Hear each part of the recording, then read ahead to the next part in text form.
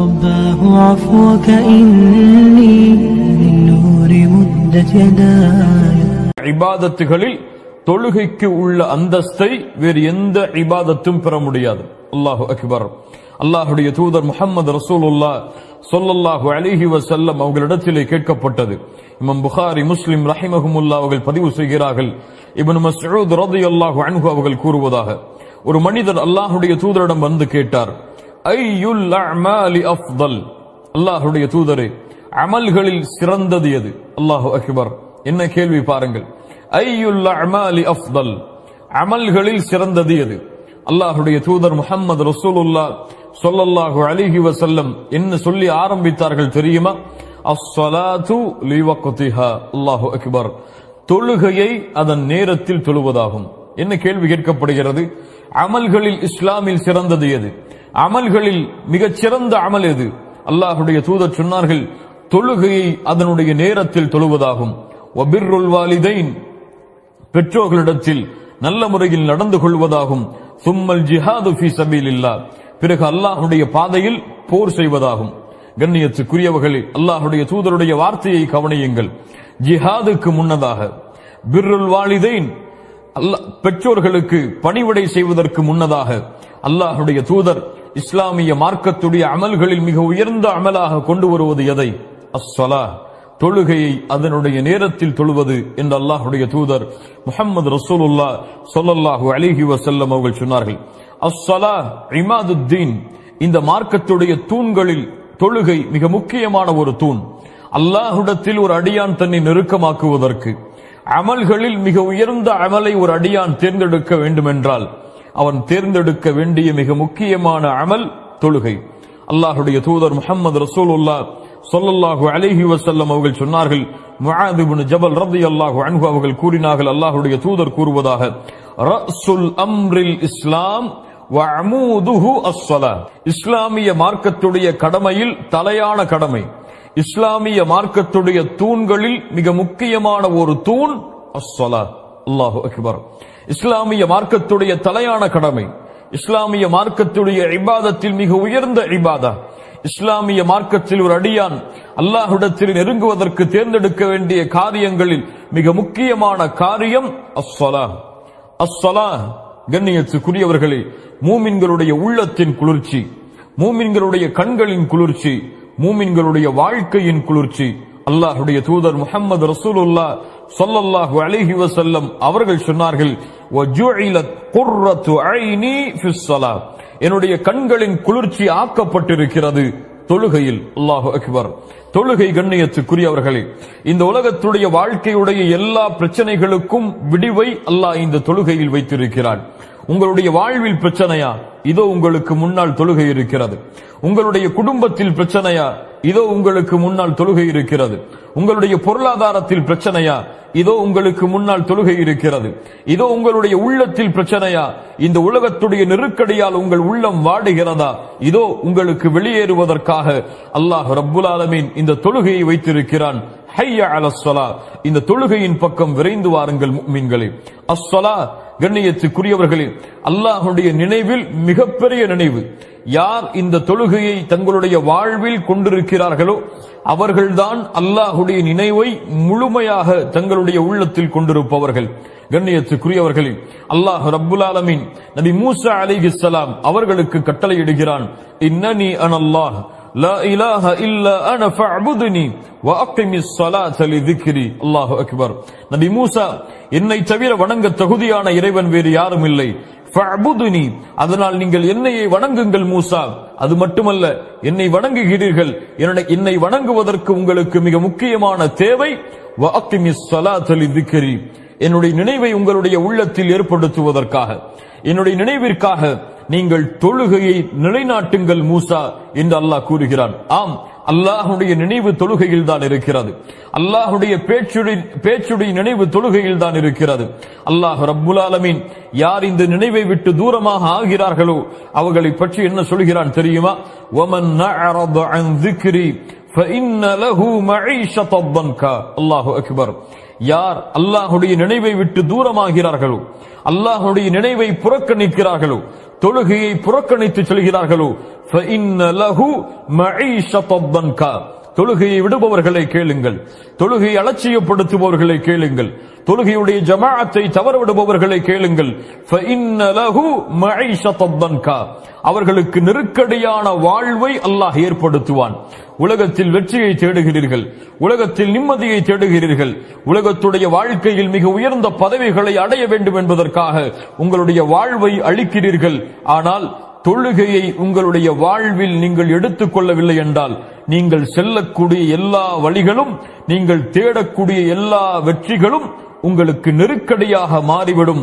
فإن له معيشة ضنكا. அல்லாஹு அக்பர். கண்ணியத்துக்குரியவர்களே, அல்லாஹ் ரப்புல் ஆலமீன் சொல்கிறான், யா அய்யுஹல்லதீன ஆமனூ லா துல்ஹிகும் அம்வாலுக்கும் வலா அவுலாதுக்கும் அன் ذிக்ரில்லாஹ் வமன் யஃஅல் ذلك فأولئك هم الخاسرون.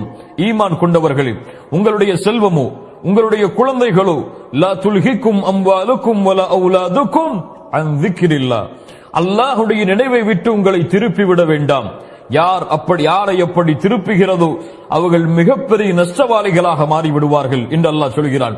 தஃசீர் கலையுடைய எல்லா ஆசிரியர்களும் சொல்கிறார்கள், அல்லாஹ் இங்கே திக்ர், அவனுடைய நினைவை விட்டு திருப்பிவிட வேண்டாம் என்று சொல்கிறானே, இதனுடைய அர்த்தம் தொழுகையை விட்டு உங்களுடைய குழந்தைகளோ, தொழுகையை விட்டு உங்களுடைய செல்வங்களோ, தொழுகையை விட்டு உங்களுடைய வியாபாரமோ, தொழுகையை விட்டு உங்களுடைய உலக வாழ்வோ எதுவும் உங்களை திருப்பிவிட வேண்டாம்.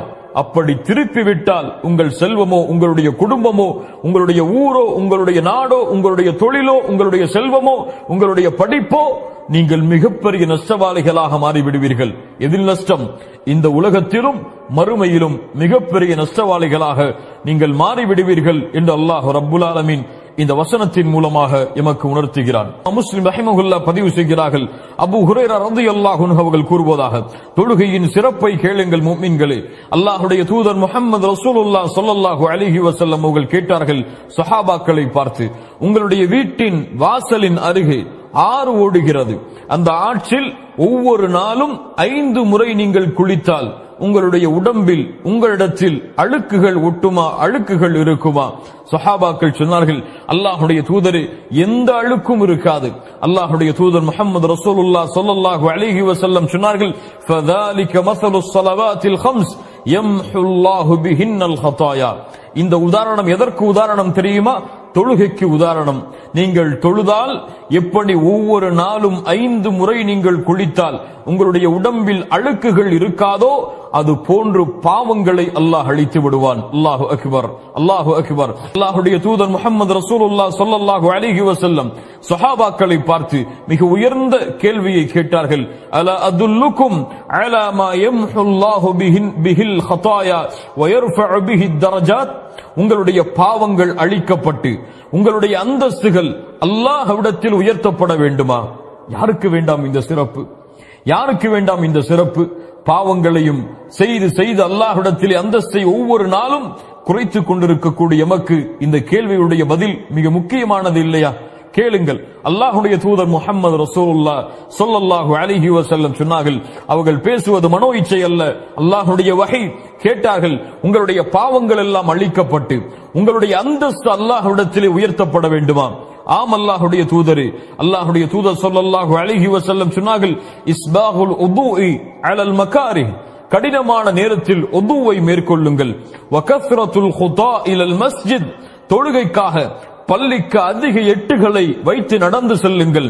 மேலும் சொன்னார்கள், வன்திதாருஸ் ஸலாத்தி பஅதஸ் ஸலாம்.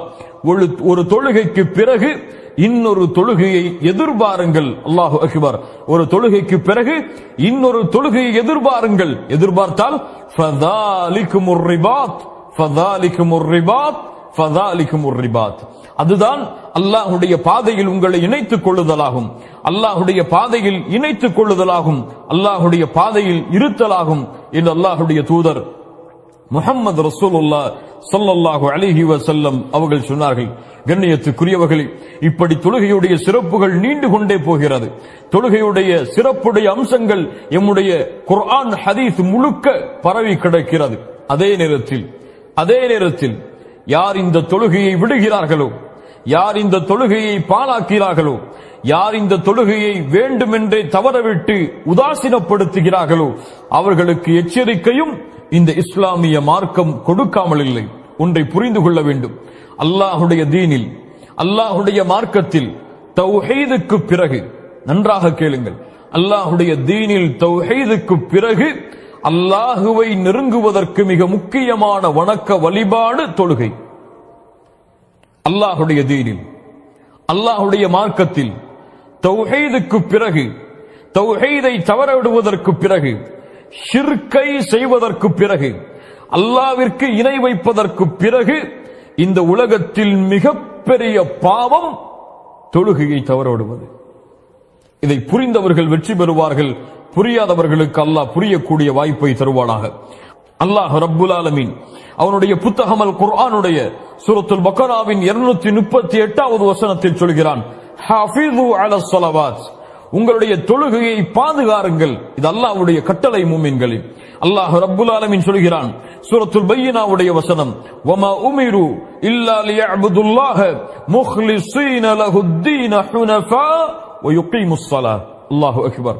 நபியே, உமக்கு கட்டளையிடப்படவில்லை, வமா உமிரு இல்லா லியஅபுதுல்லாஹ், அல்லாஹுவை வணங்க வேண்டும், முக்லிஸீன லஹுத்தீன், இஹ்லாஸோடு, அல்லாஹ்விற்கு மட்டுமே வணக்க வழிபாடுகளை சமர்ப்பித்தவர்களாக, தௌஹீதோடு ஷிர்கை கலக்காமல், லா இலாஹ இல்லல்லாஹோடு ஷிர்கை கலக்காமல் அல்லாஹுவை வணங்க வேண்டும் என்ற கட்டளையை தவிர எமக்கு வேறு கட்டளை கொடுக்கப்படவில்லை. தௌஹீதுடைய கட்டளை. அதற்கு பிறகு அல்லாஹ் என்ன சொல்கிறான், வயுகீமுஸ் ஸலாத், தொழுகை நிலைநாட்ட வேண்டும் என்ற கட்டளையும் தவிர. அல்லாஹு அக்பர். அல்லாஹ் ரப்புல் ஆலமீன் தௌஹீதுடைய கட்டளைக்கு பிறகு தொழுகையை அல்லாஹ் கொண்டு வருகிறான். சூரத்துல் மரியமுடைய 59வது வசனம், தொழுகையை விடுபவர்களே, தொழுகையை தவறவிடுபவர்களே, தொழுகையை அலட்சியப்படுத்துபவர்களே, கேளுங்கள். அல்லாஹ் கூறுகிறான், ஃபഖலஃப மின் பஅதிஹிம் கல்ஃபுன் அதாஉஸ் ஸலாத வத்தபஉஷ் ஷஹவாதி ஃபஸௌஃப யல்கௌன கய்யா. அல்லாஹு அக்பர், அல்லாஹு அக்பர். என்ன எச்சரிக்கை குர்ஆன் சொல்கிறது பாருங்கள்.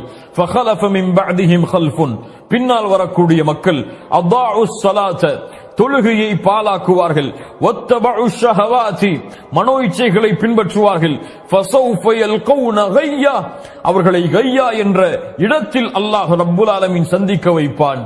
அல்லாஹு அக்பர். அதாஉஸ் ஸலாத், தொழுகையை பாழாக்குதல் என்றால் என்ன? தொழுகையை விடுவதா? ஃபஜ்ரை விடுவதா? லுஹரை விடுவதா? அஸரை விடுவதா? மக்ரிபை விடுவதா?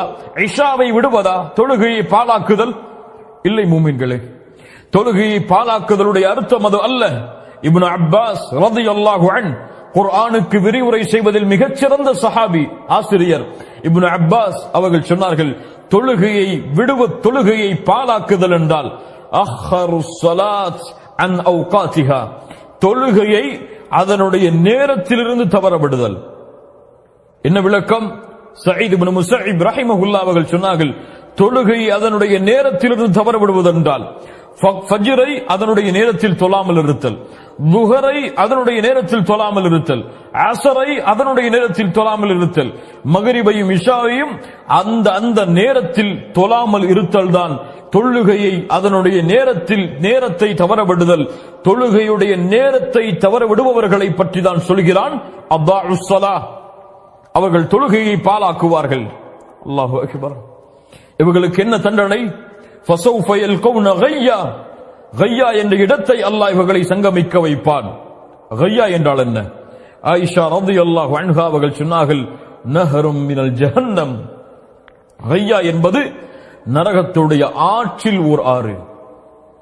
இப்னு மஸ்ஊத் ரலியல்லாஹு அன்ஹு அவர்கள் சொன்னார்கள், கய்யா என்றால் நரகத்துடைய ஓடையில் ஒரு ஓடை, நரகவாதிகளுடைய சீலும் ஷலமும் வடிந்து வரக்கூடிய ஓடைகளில் ஒரு ஓடை.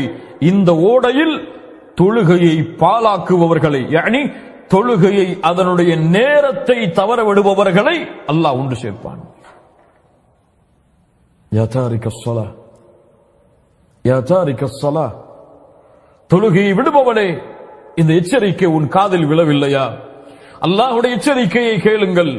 ஃபவைலுல் லில் முஸல்லீன் அல்லதீன ஹும் அன் ஸலாத்திஹிம் சாஹூன். இந்த ஆயத் எமக்கு ஒரு எச்சரிக்கையும் சொல்லுகிறது. அல்லாஹ்விற்கு நன்றி செலுத்த வேண்டிய தருணத்திலும் இருக்கிறோம். என்ன எச்சரிக்கை? ஃபவைலுல் லில் முஸல்லீன், தொழுகையாளிகளுக்கு கேடு உண்டாகட்டும், தொழுகையாளிகள் நாசமாகட்டும். யார் அந்த தொழுகையாளிகள்? அல்லதீனஹும் அன் ஸலாத்திஹிம் சாஹூன், தொழுகையில் இருந்து அலட்சியமாபவர்கள், தொழுகையில் இருந்து பொடுபோக்காக இருப்பவர்கள். தொழுகையின் உள்ளே பொடுபோக்காக இருப்பவர்கள் என்றால் நம்முடைய நிலைமை என்ன? தொழுகையின் உள்ளே அலட்சியப்படுத்துபவர்கள் என்றால் நம்முடைய நிலைமை என்ன? அல்லாஹ் என்ன சொல்கிறான்? தொழுகையில் இருந்து சஅத் இப்னு அபி வக்காஸ் ரலியல்லாஹு அன்ஹு அவர்கள் சொன்னார்கள், இவர்கள் யார்? தொழுகையை அதனுடைய நேரத்தில் தொழாமல் தவறவிடுபவர்கள். அல்லாஹு அக்பர். அல்லாஹ் ரப்புல் ஆலமீன் சொல்கிறான், ஃபீ ஜன்னாத்தி யதசாஅலூன் அனில் முஜ்ரிமீன் மா ஸலககும் ஃபீ ஸகர் காலு லன் நகும் மினல் முஸல்லீன். சூரத்துல் முத்தஸிருடைய 43வது வசனம் வரை படித்து பாருங்கள். அல்லாஹ் கூறுகிறான், சொர்க்கவாதிகள் நாளை மறுமையில் நரகவாதிகளை பார்த்து கேட்பார்கள், மா ஸலககும் ஃபீ ஸகர், இந்த சக்கர் என்ற நரகத்தில் உங்களை கொண்டு வந்து சேர்த்தது எது? சக்கர் என்ற நரகத்தை நீங்கள் அடைவதற்கு காரணம் எது? என்ன சொல்லுவார்கள் தெரியுமா? அந்த சக்கர் என்ற நரகவாதிகள் என்ன சொல்லுவார்கள் தெரியுமா? அல்லாஹ்விற்கு இணை வைத்தோம் என்று சொல்லுவார்களா? இல்லை. விபச்சாரம் செய்தோம் என்று சொல்லுவார்களா? இல்லை. பிற உயிர்களை கொலை செய்தோம் என்று சொல்லுவார்களா? இல்லை. என்ன சொல்லுவார்கள்? காலு லன் நகும் மினல் முஸல்லீன், நாங்கள் தொழுகையை தொழக்கூடியவர்களாக இல்லை என்று சொல்லுவார்கள்.